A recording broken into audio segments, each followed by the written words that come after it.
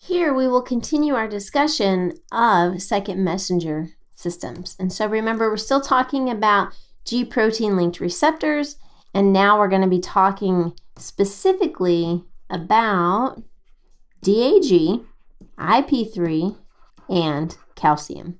So these are all considered second messengers. And so on this one figure, you have all three second messenger systems in one diagram. You're going to see a lot of similarities across these second messenger systems, and there's also some connectivity between these second messenger systems as well. Once again, we're going to begin with the ligand that binds to the receptor. So then once the ligand binds to the receptor, then that will activate your G protein.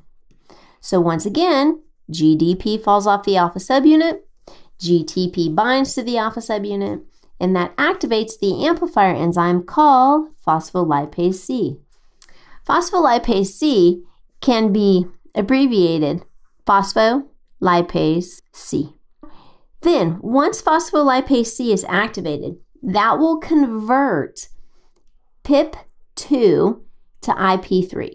Now, PIP2 is a phospholipid. So once it gets converted to IP3, IP3 then is released into the cytoplasm. IP3 then binds to a channel on the endoplasmic reticulum. So this is the plasma membrane of the endoplasmic reticulum. IP3 binds to this channel on the endoplasmic reticulum. The channel then opens, and when the channel opens, calcium, there's a high concentration of calcium here inside of the endoplasmic reticulum.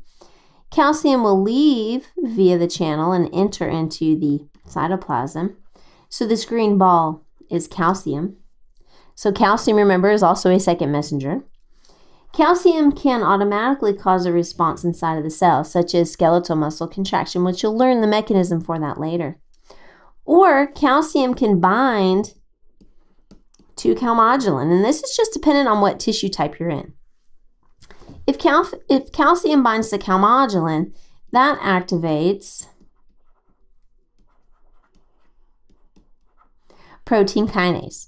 Protein kinase then, as we all know now, phosphorylates a protein. And when you phosphorylate a protein, you get some sort of response inside of the cell. That's the IP3 in the calcium second messenger system. Now let's look at DAG. So the ligand binds to the receptor. You activate your G protein. It activates your amplifier enzyme called phospholipase C. Now PIP2, rather than being converted to IP3, PIP2 gets converted to DAG. This is also a phospholipid. DAG is also a second messenger, so it's in the membrane, it's a phospholipid in the membrane. That then will activate protein kinase C. Remember when we talked about the cyclic AMP second messenger system? Cyclic AMP activated PKA, protein kinase A. DAG activates PKC, protein kinase C. Protein kinase C then phosphorylates a protein. Remember, it takes ATP to do that, so you have to hydrolyze ATP to do that. And then you get some sort of response inside of the cell. So the question is, how do we turn off these systems?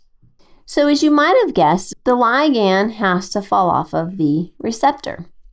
Remember, binding is reversible. Then we deactivate your G protein by hydrolyzing it. So far that's the same as turning off a cyclic AMP second messenger system.